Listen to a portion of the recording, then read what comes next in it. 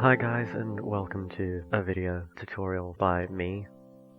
Honestly, first time ever doing something like this, so it might be a little awkward.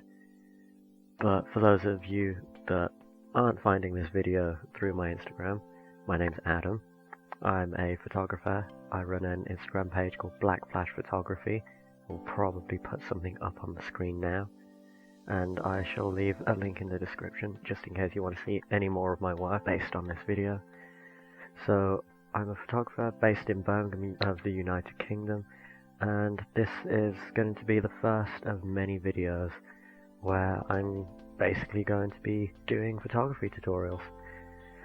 So, in this video I'm going to be editing this photo. This is the finished product, and yeah, I'm going to take you through the process through Lightroom to get this end result.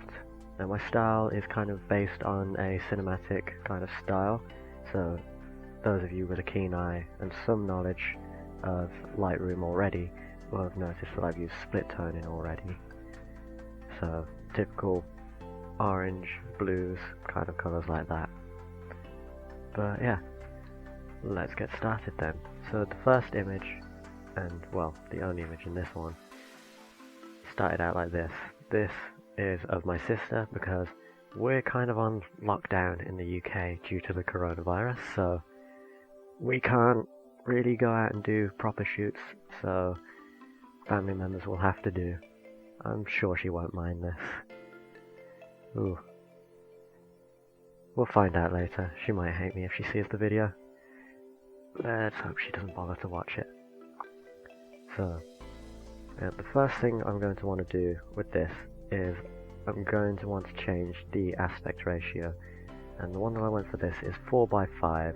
That just tightens it up a little bit, and we are going to straighten it and adjust, just so we're not cutting anything off, just like that. So we still have a little bit of space down here by the foot. We have very tight headroom. A lot of photographers don't like the tight headroom for this image. It's only really going on Instagram. I think it works.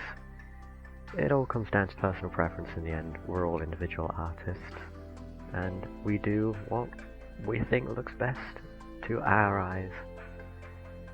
Now, the second thing that I did to this image, I didn't bother with the white balance. I just keep the camera on automatic white balance, to be honest. It does a good job about 95% of the time, if not a little bit more or less.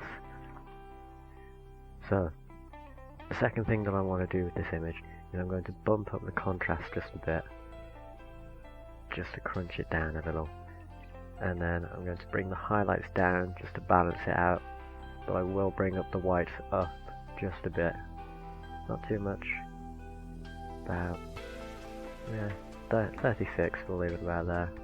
We'll bring the highlights back up just a little, just really fine tune it.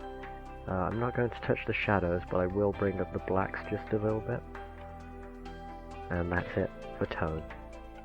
Now, down in the present section, I'm going to actually bring down the clarity, because for my style, I think with the female shots, I tend to bring down the clarity. With males, I'll bump up the clarity so it's a nice gritty shot, but females want it nice and smooth. Not going to worry about any of those settings. So, we can come down, and you do have the hue saturation. Might bring down the orange just a little bit. We're on hue. Let's correct that, there we go. Bring down the orange saturation just a little bit, because we're going to be adding an orange in for the highlights when we get to the split tone in here. So, for the highlights, we're going to pick a nice warm orange colour. Let's go nice deep orange, somewhere about there. Now don't worry about it just yet, we're going to fine tune it in just a second. For the shadows, let's pick a strong kind of turquoisey blue, something like that there. Now, we can bring down the orange saturation, but we will bring up the balance just a little bit, just so we have more orange in the scene. and we can also bring back those shadows. So we take away from that saturation there. So it doesn't make a huge difference, but it can really change the tone and the effect of the image. For sharpening detail wise, in Lightroom it does automatically bump it up to 40. So for me, all I do is I'm going to mask it, and to get the mask to show like this, all we're going to do is hold down the Alt key. You're going to hold it down, we just click and drag, and you'll be able to see that updating to show where the sharpness is going to affect the most. Just the same way as in Photoshop, black it's not going to affect, white is where it will affect. So it's only local to the very harsh edges and the places that basically need the real focusing. You don't want to just throw sharpness through the whole image. We will add a little bit of noise reduction, not too much, because we shot low ISO and at a decent speed, so there shouldn't be too much noise, but because we're adding the sharpness, that will generate some. We'll just take it back out again with the noise reduction. Not too high, because that can ruin the image. Lens corrections, didn't really get much distortion. It's a 50mm lens, so we don't need to worry about that. We can add a vignette. I didn't do this on the original, but we can add a very slight vignette just to draw the eye into the middle of the image and really kind of focus it in. I will bring up the feather just a bit because we don't want that harsh edge. And there we go. Now we're just going to come back. We're going to correct just a few spaces. We're going to bring down the highlights, and this is where we're going to really fine tune it and bring it in to that final image, just like this. And there we have it. So that is the final image, and a very quick tutorial, but this is generally my workflow. This is how I've been going through my images recently. Picked up this style, really quite like it.